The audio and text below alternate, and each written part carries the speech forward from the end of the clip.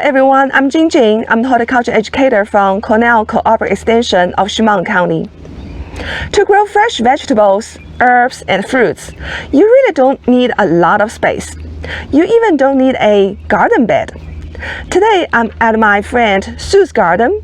She has a beautiful straw bale garden where she uses straw bales to grow fresh produce.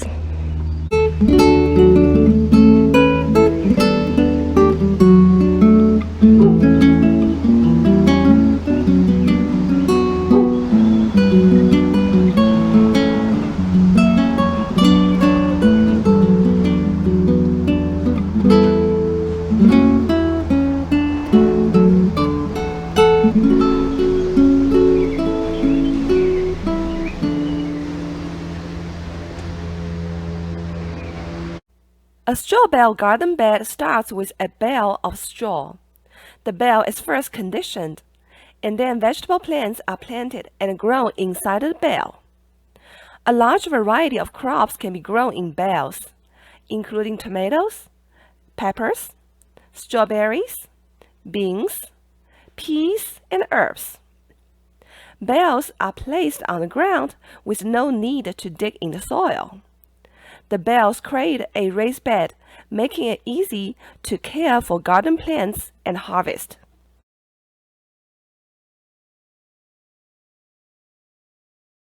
Well, I've tried gardening in the past where I had raised beds, and I didn't have any luck at all with getting any produce at all. So one of my friends said that he had an uncle that had tried straw bale gardening, and so I thought, well, I'm retired now, so I went to the library and got a book and researched, and we have an area of our deck that was not being used at the time, so we thought this would be a perfect opportunity to try something like this. So the deer cannot get to my garden. I have a water supply which is right where my bales are. There's no heavy maintenance for me, and so far it's been just a joy to be doing it. So when reading the book, the first thing it says is the most important thing is the straw bales themselves. If you use hay, you're going to get a lot more things growing out of them. So we went to Banfield Baker and we purchased our bales of straw there.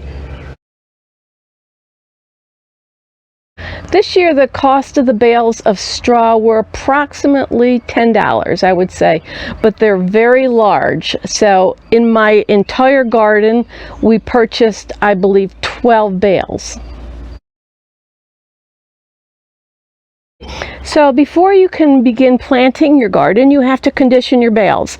And I chose to follow this man, Joel Karsten, who is one of the originators of straw bale gardening, and it's a 10-day process where you put milorganite or water or a 10-10-10 fertilizer. There is a sequence which he lists in his book, which I did follow. The number of plants that would go into a straw bale depends upon the plant themselves. For instance, in a bale for tomatoes, you can put 2 plants in. For squash, you can put 4 plants in. For broccoli, I believe it was 5 or 6 plants. For my peas, I have about 70 plants in my bale.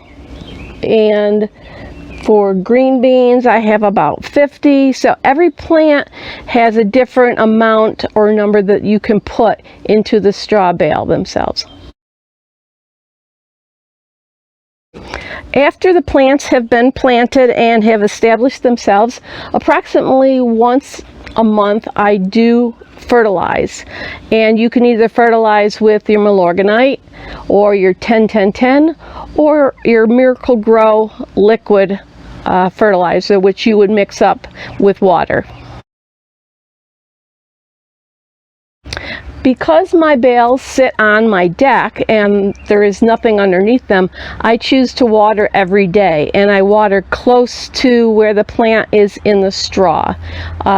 If it's in excess of water, it will just drain right through the bales.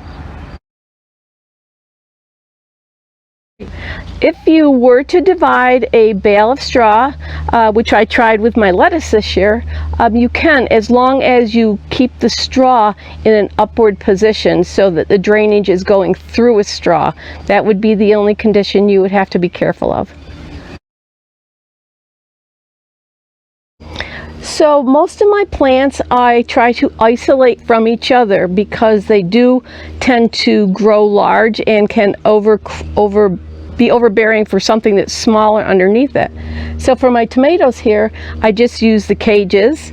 I also use trellises for plants to grow up in order to control the area which they are going to be in. When I do plant my garden, this is the time when I would put any stakes or trellises or cages in order to avoid any root damage later on. Because this is my second year of doing a straw bale garden, some things and positions work better than others. My tomatoes were marvelous last year. Cherry tomatoes could have fed the neighborhood. Squash and cucumbers grew very well. My peppers did not do so well last year because they were planted by my squash, and the squash leaves kind of overran my pepper plants. So I've positioned them a little bit differently this year. I've added a few things. I keep a journal to see what works and what doesn't, so that next year I can try something different, or I can reposition my plants, put them in different areas to see what does the best. I think the benefits are just, the biggest one is self-satisfaction, that I was able to do this, and I spend a lot of time out here, which gives me a lot of pleasure. Benefits, of course, are it's all organic, so I don't use pesticides or anything. They just grow and flourish, and whatever I have left over I will give to my family, and they can also enjoy it. I haven't really had any drawbacks with my garden other than the positioning of the plants next to others. Because squash and cucumbers grow so large and their leaves are so large, you have to be careful of what is planted nearby. So I have found that cages and fences containing those leaves and making things grow up instead of all over where they feel like they want to go has helped me this year. My growing season ended last year abruptly because of an early frost. So at that point we pulled the vegetables, the plants all out, and we took most of the bales and we started a compost pile with those because they have a high amount of nitrogen in them. Some of the bales we took and we put them around plants in the yard to keep the moisture into the ground, and kind of acted as a mulch for the plants that were still there. They say that you can use the straw bales a second season. However, we opted not to do that last year. But one thing we are going to do at the end of this season is we're going to take some of our straw bales and plant some garlic in them, which we did not do last year. Since that's a crop that would be left to grow over the winter, we thought that would be a really good option. But besides that, we mostly just compost it.